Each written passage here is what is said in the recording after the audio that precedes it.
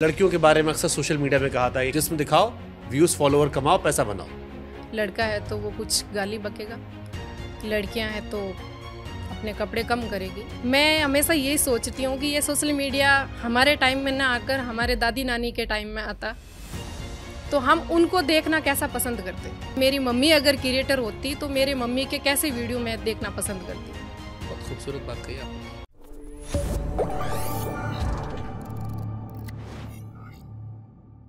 आजकल लोग कहते हैं बहुत गंदगी हो गई है। लड़कियों के बारे में अक्सर सोशल मीडिया में कहा था कि कम कपड़े पहनकर, शरीर का दिखावा करके इजीली तरीका है फॉलोवर लाने का। बिल्कुल। मैं आपको देखता हूं, आप पूरे राजस्थानी वेशभूषा में हैं, सर पे घूंघट रखा है, अब आप एंटरप्रेन्योर भी बन चुकी हैं, आप यूट्यूब पर भी सक्सेसफुल हैं, आप तमाम जगह टॉक शो में भी जाती हैं। क्या कहना चाहोगे वो बाकी लोगों से? क्योंकि लड़कियों को लेकर एक ही धारणा है कि लड़कियों के पास इजी फॉर्मूला होता है, जिसमें दिखाओ, व्यूज, फॉलोवर कमाओ, पैसा बनाओ। ये हालांकि सारी लड़कियां नहीं, आप जैसे लोग अपवाद है, इसलिए मैं आपसे पूछना चाह रहा हूं। आजकल का थोड़ा ट्रेंड बन गया है कि हमें फेमस होना है, चाहे लड़कियां हो चाहे लड़का हो, कोई भी हो। लड़का है तो वो कुछ गाली बकेगा, लड़कियां हैं तो अपने कपड़े कम करेगी। मेरा मानना है कि ये चीजें आप कर भी लोगे ना तो इससे आप क्या अचीव करोगे? फॉलोवर्स अगर आपने कमा लिए हैं कपड़े उतार कर, तो वो फॉलोवर्स आपके क्या काम आएंगे? या एक टाइम के बाद उनको भी लगेगा, अभी तो शायद उनको इतनी समझ नहीं है कि मैं कर क्या रही हूँ, लेकिन जब 20 साल बाद 30 साल बाद उनके बच्चे होंगे या उनकी उम्र एक टाइम के बाद उनको लगेगा कि मैं क्या कर रही थी। मैं हमेशा यही सोचती हूँ कि ये सोशल मीडिया हमारे टाइम में ना आकर हमारे दादी नानी के टाइम में आता तो हम उनको देखना कैसा पसंद करते। वो चीज़ें हमेशा थोड़ा जहन में रख कर हम अगर वीडियो बनाएं तो शायद हम रास्ता नहीं भटकेंगे। कि मेरी मम्मी अगर क्रिएटर होती तो मेरे मम्मी के कैसे वीडियो मैं देखना पसंद करती। बहुत खूबसूरत बात कही आपने। अगर मेरी दादी क्रिएटर होती तो मैं दादी को कैसा देखना पसंद करती।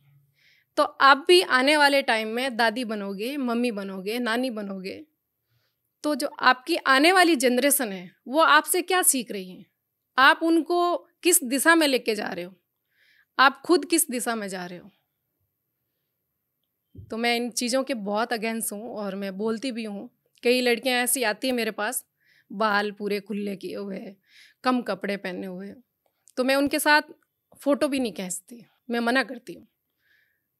मैंने कहा बेटा थोड़ा घर जाके एक बार सोचना, और जिस कपड़ों में तू आई है एक बार दादा को या पापा के सामने उनको बोलना कि मैं कैसी लग रही हूँ, तो उनका क्या रिएक्शन है आपके प्रति? तो कहते हैं हमारी मर्जी हमारी आज़ादी। आपने सुना होगा ये कहते हुए लोगों को? बिल्कुल सुना है। अब तो राजस्थान में भी लोग काफ़ी मॉडर्न हो गए हैं, हर जगह देश भर में ही हो गए, अब तो काफ़ी सोशल मीडिया की वजह से इम्पैक्ट पड़ा है।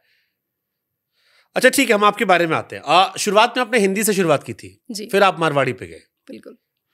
अब वापस हिंदी शुरू अब करते वीडियोस या केवल मारवाड़ी में भी है?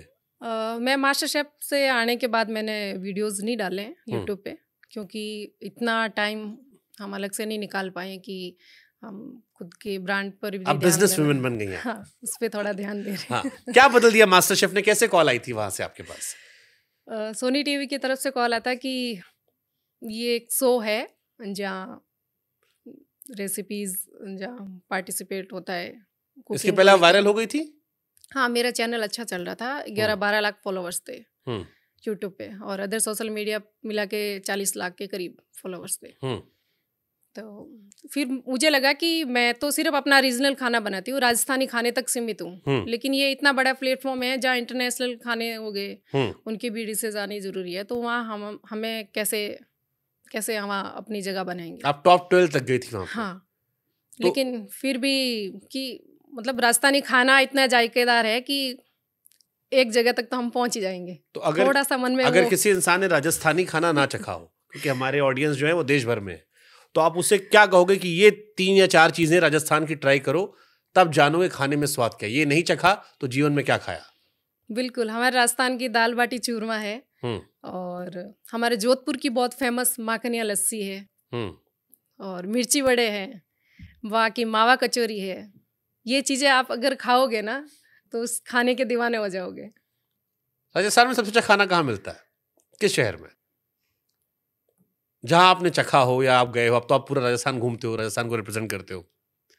मुझे तो मोस्टली जोधपुर का खाना ही पसंद आता है। हम्म। वैसे अलग अलग जगह की हमारी बहुत सी, जैसे लूणी के रसगुल्ले हो गए, हर जगह के अलग अलग फेमस, पाली का गुलाब हलवा हो गया, हम्म। बहुत सी डिशेज है। मोस्टली वर्ल्ड फेमस भी है और हमारे राजस्थान में भी खूब फेमस है। लेकिन जोधपुर में मैं कभी कभार कहीं बाहर निकलना होता है या कहीं जाना होता है तो ये मिर्ची वड़े हो गए या लस्सी हो गई, ये ज़रूर ट्राई करते हैं।